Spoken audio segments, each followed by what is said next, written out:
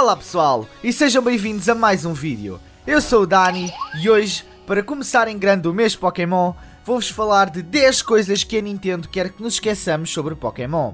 Como todos devem saber, Pokémon celebra 20 anos, e de certo que ao longo desse tempo a franquia nos proporcionou muitos bons momentos, passando-nos mensagens de alegria, aventura e companheirismo.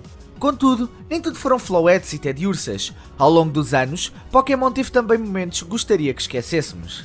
Mas na internet, nunca nos esquecemos.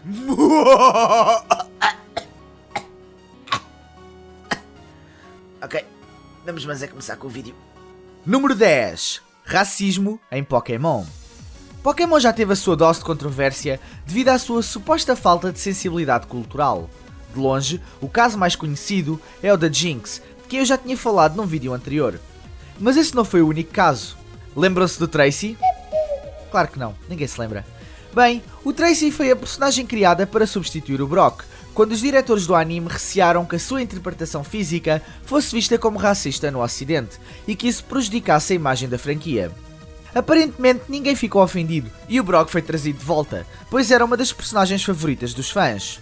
Anos mais tarde, na saga Preto e Branco, o anime voltou a censurar-se ele próprio antes de ser exportado para o ocidente. Neste caso, a personagem afetada foi Lenora, a líder de ginásio de Nakren, cujo guarda-roupa foi alterado de forma a não ser comparada com o estereótipo racista do século XIX. Número 9. Uri Geller. Uri Geller. O homem, o mito, a lenda. Quem é Uri Geller? Bem, Uri Geller é um ilusionista israelita que em novembro do ano 2000 processou a Nintendo, dizendo que a empresa tinha violado os seus direitos de autor com o Pokémon Yungala, mais conhecido pelo seu nome ocidental, Kadabra. Geller disse que o Pokémon em questão era obviamente uma cópia sua, desde a aparência até às suas habilidades psíquicas, e exigiu cerca de 78 milhões de euros de compensação por difamação.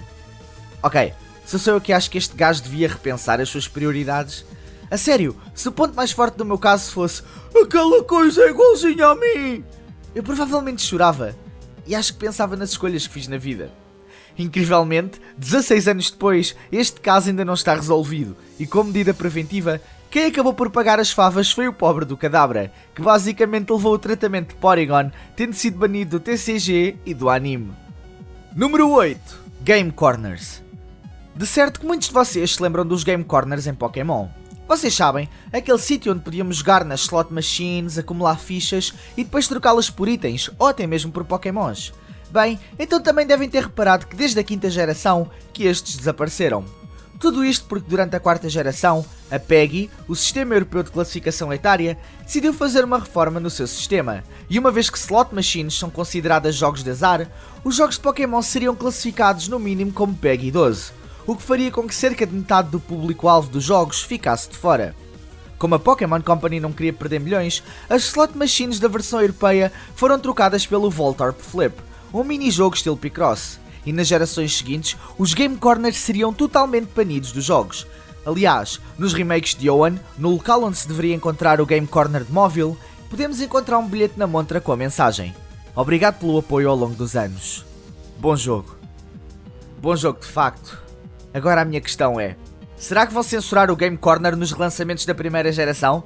Quer dizer, não podem apagá-los do jogo, uma vez que uma parte importante do enredo se passa lá, mas não podem banir as slot machines? Eu preciso do meu Porygon! Número 7. Bola GS. A Bola GS era uma Pokébola de evento especial na versão japonesa de Pokémon Crystal e servia para gerar um encontro com o Celebi. No anime, foi introduzida no episódio 81 e foi-lhe dada bastante importância, uma vez que era suposto ser uma parte importante do arco de Johto. Contudo, durante esse tempo, o filme Pokémon Forever entrou em desenvolvimento e foi decidido que o Celebi seria a sua estrela, o que estragou um bocado os planos em relação à Bola GS no anime. A bola acabou por ser abandonada em Azalea e o próprio diretor do anime na altura disse que não tinham ideia sobre o que fazer com a Pokébola e que por isso esperaram simplesmente que as pessoas se esquecessem. Qualquer dia lembram-se de abrir o raio da bola e descobrem um Pokémon fóssil novo lá dentro ou algo do género. Número 6. Escândalo Burger King. Em meados de novembro de 1999, a Pokémon Company fez uma parceria com a cadeia de restaurantes Burger King para distribuírem brinquedos Pokémon nas refeições infantis. E foi um sucesso enorme, tendo o estoque esgotado em cerca de 10 dias. Mas a 11 de dezembro de 1999, surgiram notícias que uma criança de 13 meses tinha sufocado numa das metades da Pokébola onde vinham os brinquedos. E dias mais tarde, outra notícia surgira, desta vez sobre uma criança de 18 meses que quase sofreu o mesmo destino. Mas por sorte, o seu pai conseguiu salvá-la a tempo. A situação fez com que Pokémon fosse alvo de muita negatividade, tendo mesmo sido criado um site chamado PokémonKills.com. Isto fez com que o Burger King tivesse de gastar cerca de $1 milhão a organizar a maior retoma na história, trocando as Pokébolas que já tinham sido distribuídas por uma dose de batatas fritas pequenas, prevenindo assim que mais alguma criança tentasse engolir ou sufocasse no brinquedo. Número 5. A guerra com a Pita. Uma das coisas com que Pokémon mais teve de lidar ao longo dos anos foi com os constantes ataques por parte de ativistas dos direitos animais, que acusavam a franquia de incentivar os maus tratos, abandono e promover as lutas ilegais entre animais. E nestas acusações, nenhum grupo foi tão vocal ou tão agressivo como a Pita, que chegou mesmo a criar 2 jogos que criticavam e vilanizavam os jogos de Pokémon. Mas Pokémon não se deixou ficar, tendo na 5ª geração criticado o grupo de volta com a criação da Team Plasma. A sério, Pita? Não tem outros jogos para chatear? Tipo Goat Simulator? Ou, que tal deixarem de perder tempo a tentar resolver problemas do mundo da ficção e tentarem resolver problemas a sério?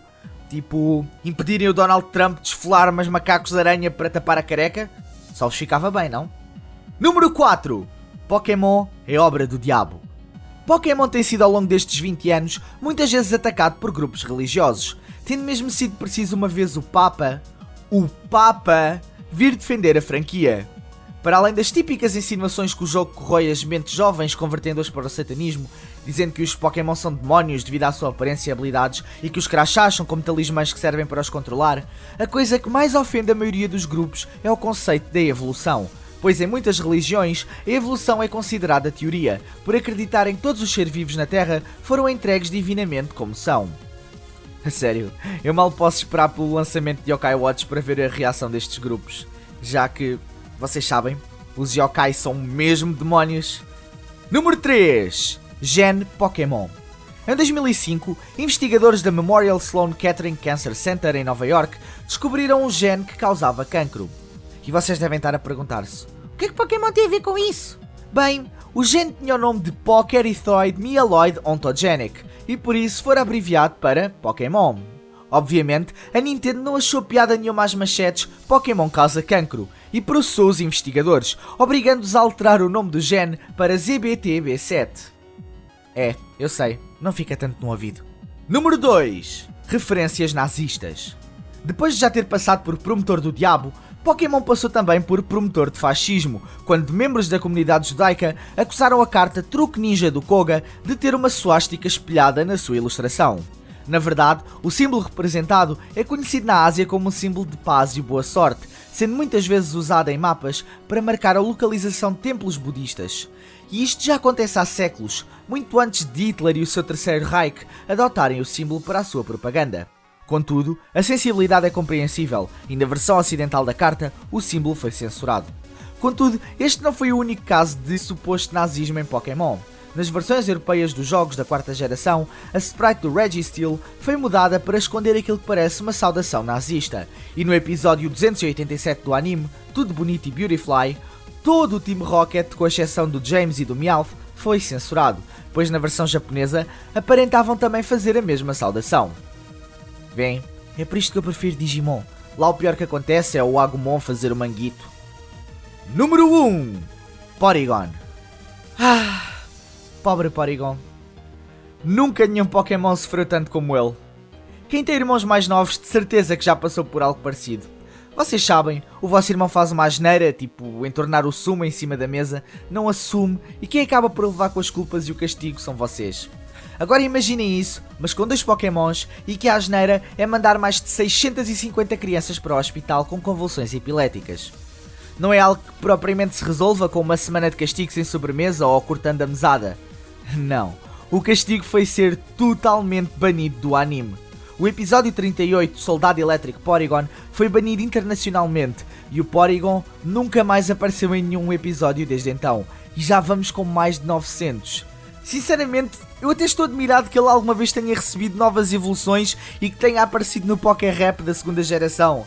E tudo isto torna-se ainda mais revoltante quando se vê claramente que o Porygon não teve culpa nenhuma. Foi o raio do trovão do Pikachu que causou a explosão que afetou as crianças. O Porygon foi simplesmente o bode expiatório porque a Nintendo não queria castigar a sua mascote. E alguém tinha que levar com a culpa. Não iam culpar o Team Rocket, não iam culpar o Ash. Quem é que sobrou? O coitado do Porygon. Mas eu sei a verdade, Nintendo.